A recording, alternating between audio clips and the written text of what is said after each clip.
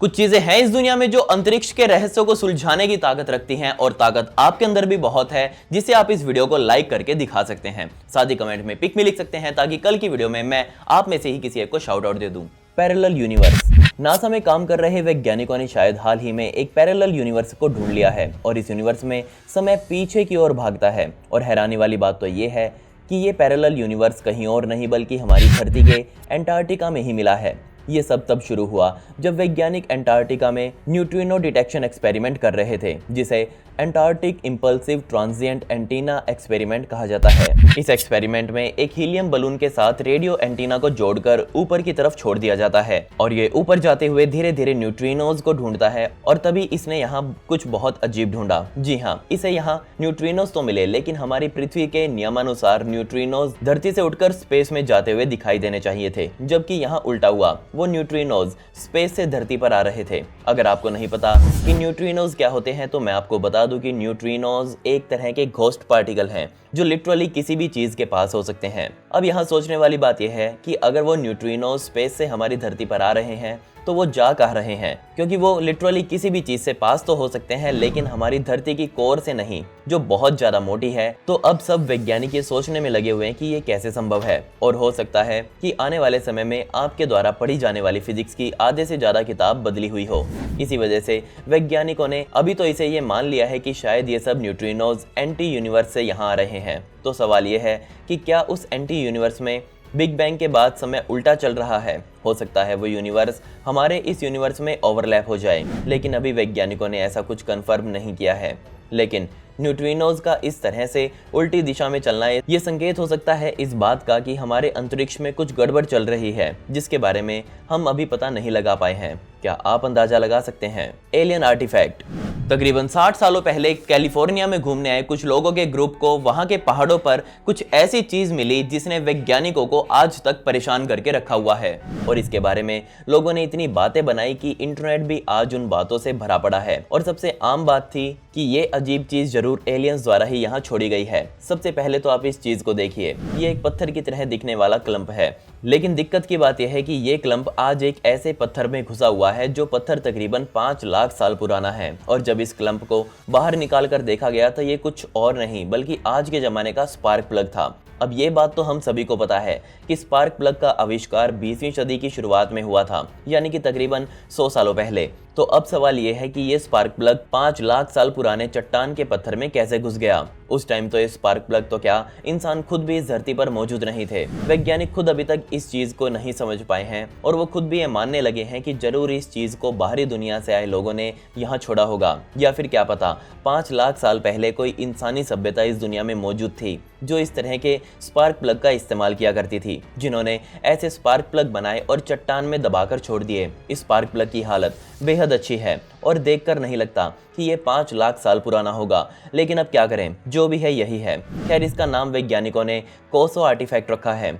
कई लोग तो ये बोलने लग गए हैं कि आज के ही इंसान ने जरूर टाइम ट्रेवल किया होगा और वो टाइम ट्रेवल करके 5 लाख साल पीछे चला गया होगा और उसी ने ये प्लग अपनी निशानी के तौर पर चट्टान में दबाया होगा। वैज्ञानिकों को इन बातों में कोई इंटरेस्ट नहीं है। क्या आप बता सकते हैं कि आखिर इस दुनिया में चल क्या रहा है और हमें उसका पता क्यों नहीं लग पा रहा? Secret planet. वो वैज्ञानिक जिन्होंने प्लूटो से उसके प्लेनेट होने का दर्जा छीन लिया था, आज उन्होंने ही पूरी दुनिया को यह बताया है कि हमारे सोलर सिस्टम में एक ऐसा ग्रह मौजूद है जिसके बारे में हमें अभी अभी पता चला है और उस प्लेनेट का साइज हमारी धरती से बहुत ज्यादा बड़ा है। बेशक आपको सुनने में बकवास लग रहा होगा, लेकिन माइक ब्राउन नाम के वैज्ञानिक ने इस चीज को आज साबित भी कर दिया है। जी हाँ, वही सबसे पहले शख्स हैं जिन्होंने एरिस प्लेनेट को आज ढूंढा है और यही वो आदमी थे जिन्होंने प्लूटो को लिस्ट से बाहर निकाला था। असल में माइक ब्राउन कुछ समय पहले सूरज के चारों ओर चक्कर काटने वाली ऑडिटीज की रिसर्च कर रहे थे और तभी उनको नेपच्यून के पास कुछ ऐसा दिखाई दिया जहां पर सभी बर्फीली ऑडिटीज एक जगह अटकी हुई थी और कोई ग्रेविटेशनल फोर्स था जो उन्हें अपनी ओर खींच रहा था। अगर माइक ब्राउन की माने तो वो ग्रह धरती से कम 10 गुना ज्यादा बड़ा होगा। क्या वो सुपर अर्थ है? वैसे तो नेपच्यून के आगे जो भी चीजें या पत्थर मौजूद हैं वो सभी एक ही डायरेक्शन में आगे बढ़ते हैं, लेकिन माइक द्वारा बनाए गए 3D मॉड्यूल में ये हमें दिखता है कि नेपच्यून के पीछे मौजूद सभी चीजें किसी बहुत बड़ी चीज के चारों ओर चक्कर काट रही हैं। अब सबसे बड़ा सवाल ये है कि वैज्ञानिक उसे आज तक ढूंढ क्यों नहीं पाए। हमारे सोलर सिस्टम में मौजूद है, तो आज तक हमने उसे देखा क्यों नहीं? एक जवाब तो ये हो सकता है कि वो बहुत दूर है। पहले तो माइक ब्राउन को भी इस बात पर लोगों ने पागल पागल बोलना शुरू कर दिया, लेकिन अब सभी उन्हें बहुत सीरियस ले रहे हैं और आज लगभग दुनिया के सभी बड़े टेलीस्कोप उसी तरफ मोड़कर सेट कर दिए गए हैं और इंतजार है उस रहस्यमयी प्लेनेट के सामने आने का। Aliens abduction. इंग्लैंड की रहने वाली एक महिला ने दावा किया है कि एलियंस होते हैं। इस बात के ना सिर्फ उसके पास सबूत हैं, बल्कि उन्हीं एलियंस ने उसे कई बार किडनैप तक किया है। उसने कहा कि जब वो सिर्फ 6 साल की थी, जब एलियंस ने उसे पहली बार किडनैप करके अपने जहाज में बैठाया था। इस महिला का नाम पोला है और आज उसकी उम्र 50 साल की हो चुकी है। इसके अलावा उसे वो सभी घटनाएं याद हैं जब उसे एलियंस द्वारा उठाया गया और उठाए जाने के बाद उसके साथ क्या क्या हुआ। और अगर सही आंकड़ों में बात करूं तो उसका 1 या 2 बार किडनैप नहीं बल्कि पूरे 52 बार किडनैप हुआ। और जब इसके सबूत दुनिया ने मांगे तो उसने अपने शरीर पर आए चोटों के निशानों को दिखाया। उसने कहा कि हर बार किडनैप करने के बाद उसके शरीर पर बहुत अजीब अजीब चोटों के निशान अपने आप आ जाते हैं और ये सभी निशान एलियंस ने ही उसे दिए हैं। और हाल ही में तो उसने पब्लिक में आकर ये बताया कि किडनैपिंग के बाद उसके साथ क्या क्या होता है। सबसे पहली बात तो लोग उसे पागल बोलते हैं, लेकिन अब लोग उसकी बातों को सुनने जरूर लग गए हैं। वो लोगों की बातों का बुरा नहीं मानती क्योंकि उसके साथ जो हुआ उसे खुद ही उस पर विश्वास नहीं होता, तो और लोग क्या ही करेंगे। उसने कहा कि हर बार किडनैप करने के बाद उसे गुप्त अंधेर कमरे में बंद कर दिया जाता है। उस कमरे के बाहर एक मैकेनिकल डिवाइस पड़ी होती है जिसका आकार किसी बूमरैंग के जैसा है। उसमें से लाइट्स निकलती रहती हैं और हमेशा ये किडनैपिंग उसके बेडरूम से होती है। वहाँ एलियंस आते हैं और उसे खिड़की के सहारे उठाकर भग लेते हैं। अब सवाल ये है कि क्या आपको पोला पर विश्वास हो रहा है? और उससे भी बड़ा सवाल ये है कि क्या आप मानते हैं कि एलियंस सच में होते हैं और वो इस तरह से किसी को किडनैप कर सकते हैं? कमेंट बॉक्स खाली पड़ा है, जाकर उसे भर दीजिए। Pyramid alignment.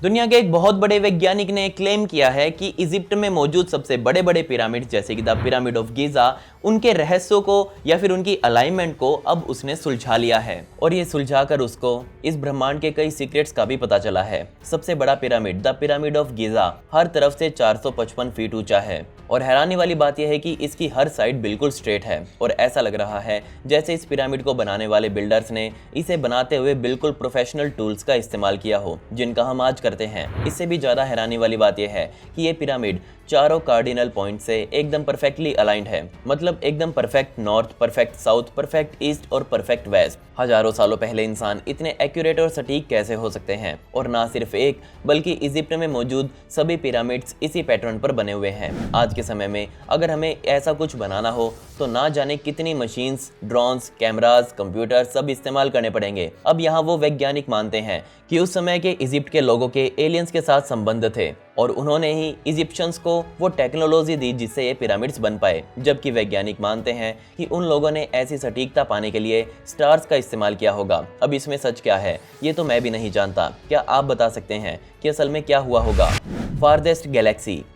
विज्ञान की शुरुआत से ही इंसान अंतरिक्ष के रहस्यों को सुलझाता आया है और आज वैज्ञानिकों ने देखे गए ब्रह्मांड की सबसे दूर और सबसे पुरानी गैलेक्सी को ढूंढ लिया है और वैज्ञानिकों ने इसका नाम GNZ11 रखा है। बेशक नाम बहुत अजीब है। यूनिवर्सिटी ऑफ टोक्यो में काम कर रहे एक प्रोफेसर ने इसे ढूंढा, तो अब जरा अनुमान लगाइए कि ये गैलेक्सी हमसे कितनी दूर होगी। हमारी मिल्की वे गैलेक्सी जिसमें हम रहते हैं उसके और GNZ11 गैलेक्सी के बीच की दूरी पूरे 13.4 बिलियन लाइट ईयर्स की है। मतलब वहां से यहाँ लाइट्स को भी पहुंचने में 13.4 बिलियन सालों का समय लगेगा। अगर हम लाइट की स्पीड से ट्रैवल करें, जो कि शायद ही कभी पॉसिबल हो पाएगा, तो उस स्पीड से भी चलने पर हमें GNZ11 गैलेक्सी में पहुंचने के लिए 13 बिलियन से भी ज्यादा सालों का समय लगेगा। आप भी सोच रहे होंगे कि इतनी दूर दूर मौजूद चीजों की दूरी कैसे नापी जाती है? तो जवाब सिंपल सा है, उनके बीच मौजूद लाइट्स कितनी स्ट्रेच होकर हम तक पहुंचती है उसी से हम ये पता लगाते हैं। अभी तक तो दुनिया यही मान रही है कि GNZ11 सबसे दूर की गैलेक्सी है, लेकिन असल सच तो ये है कि ये ब्रह्मांड बहुत बड़ा है और GNZ11 के पीछे अरबों खरबों गैलेक्सियां और मौजूद होंगी जिनके बारे में हमें अभी तक कोई अंदाजा नहीं लग पाया है। खैर, पिछली वीडियो का शाउट आउट कुणाल गेमर 999+ को and comment pick me to get a shout out in next video. आपको वीडियो कैसी लगी कमेंट्स में वो भी बता दें। मिलते हैं अगली वीडियो में। ये वीडियो देखने के लिए धन्यवाद।